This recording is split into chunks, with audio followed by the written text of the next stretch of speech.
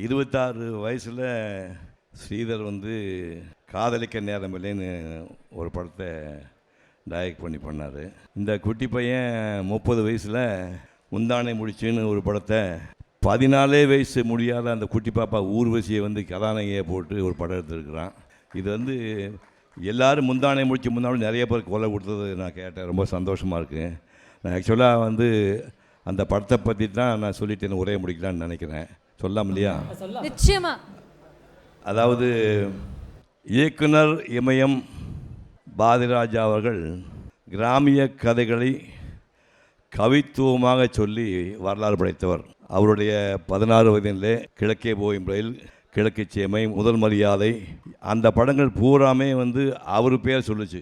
அவருடைய முதல் உதவியாளர், முதல் சிஷ்யன் வந்து முதன்மையான சிஷ்யன். இவர் வந்து 70-80களில் திரைக்கதை அமைப்பதில் இந்தியாவிலேயே சக்கரவர்த்தியாக திறந்த ஒரு மனிதன்.